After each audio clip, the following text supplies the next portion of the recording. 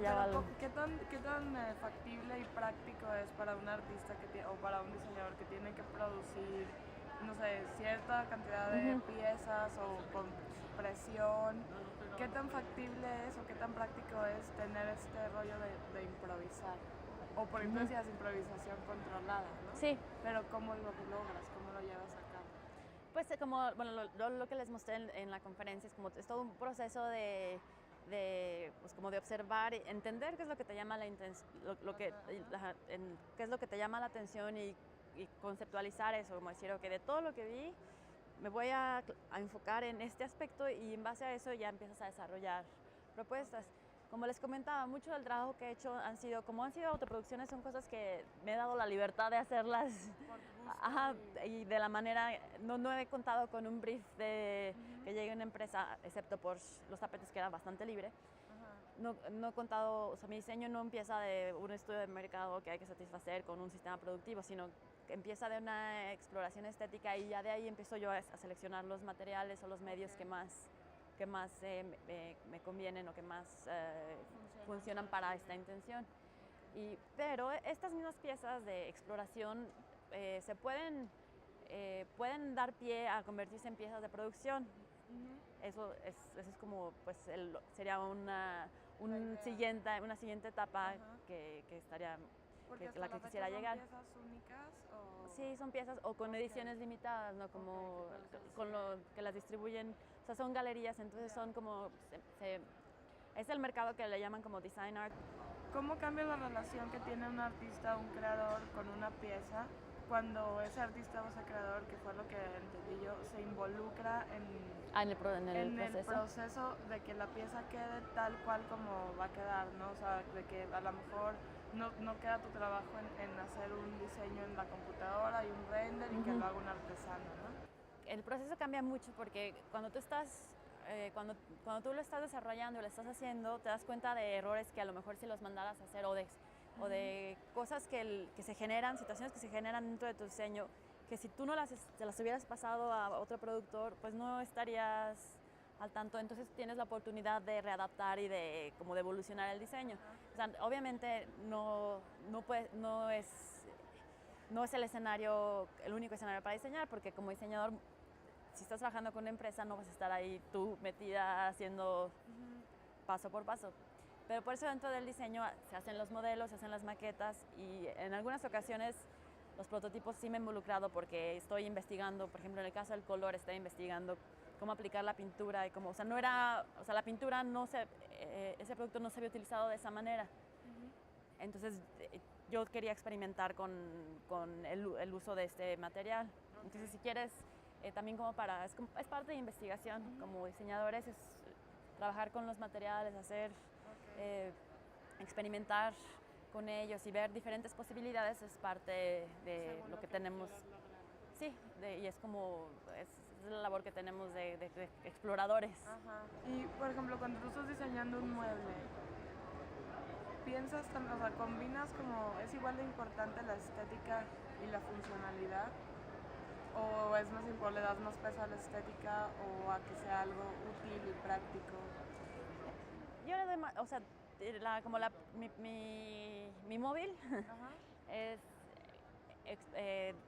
explorar diferentes valores estéticos o con diferentes significados dentro del objeto.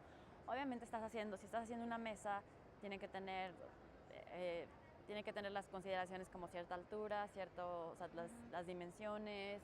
En las sillas es mucho más, hay mucho más factores, las sillas son los más difíciles de hacer. Por eso el proceso con los sillones es el más complicado porque hay que atender muchas necesidades. Entonces, sí se toma en cuenta la parte funcional, porque al fin y al cabo, la mesa tiene que ser una mesa, los sillones tienen que funcionar como sillones, pero no me rige la idea de funcionalidad, no rige la estética. Digamos, tengo mesas en el caso de la mesa de table stripping, que hay una zona que le falta, entonces estoy sacrificando un espacio de la mesa, pero precisamente para generar una experiencia. Ok. O sea que tú te centras más en la experiencia estética. Sí. Y ya cada quien puede adaptar la pieza a sus necesidades. Sí. Oye, y bueno, está este tema de los sillones, lo de los tapetes, están increíbles los tapetes. Es otro proyecto. Sí, ese fue, ya fue una colaboración con una empresa italiana que se llama Nodus.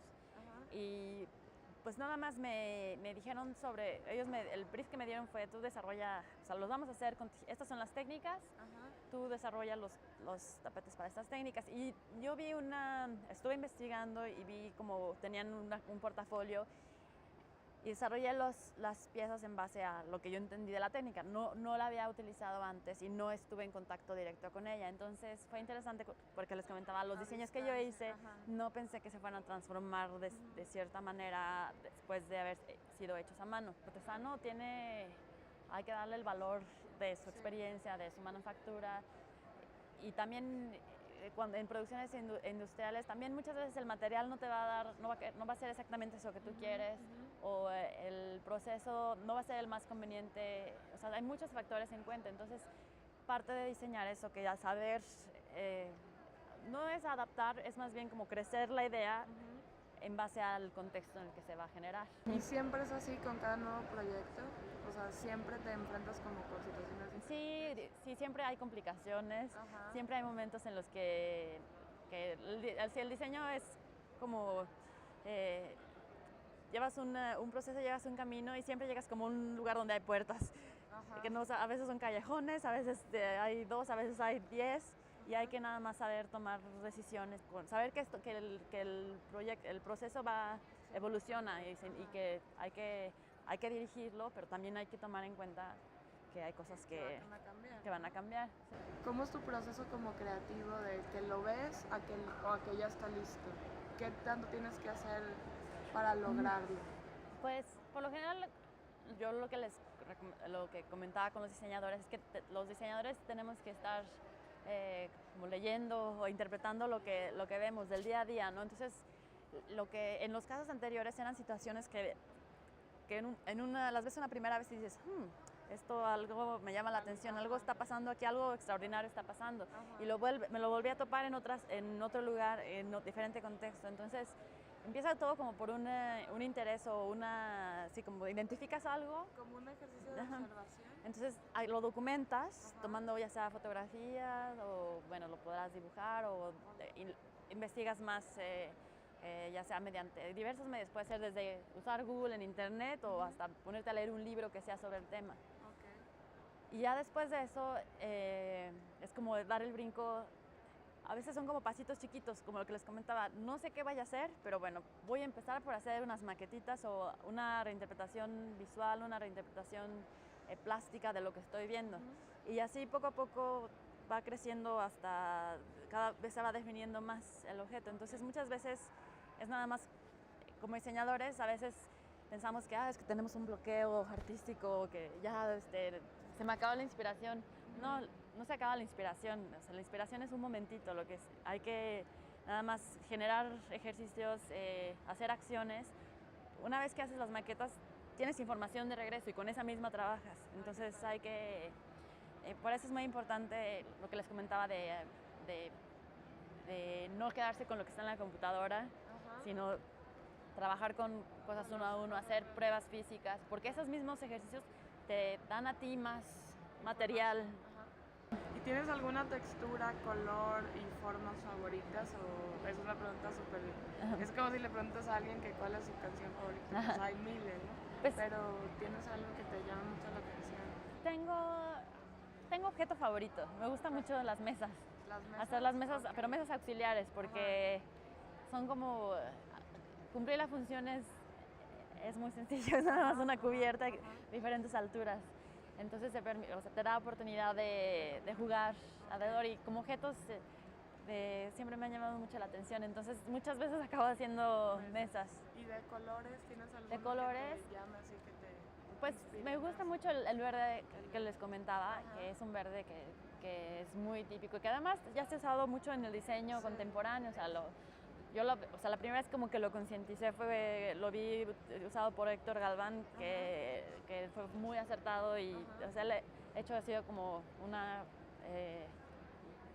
él ha sido una persona importante, como me me ha inspirado mucho en la manera en que reinterpretaba la cultura popular. Entonces, bueno, ese color me gusta bastante, pero pues no, en realidad como que trato de no encasillarme y de usar colores que tal vez no usaría o de ver cómo funcionarían y ya a veces funciona y a veces no, sí. Oye, ¿y tú estudiaste en México? Sí. ¿En dónde? ¿En la UNAM? ¿En la UNAM? Sí. Ah, qué padre. Muy, pues mil gracias, Liliana. Está bien padre. Gracias, muchas gracias.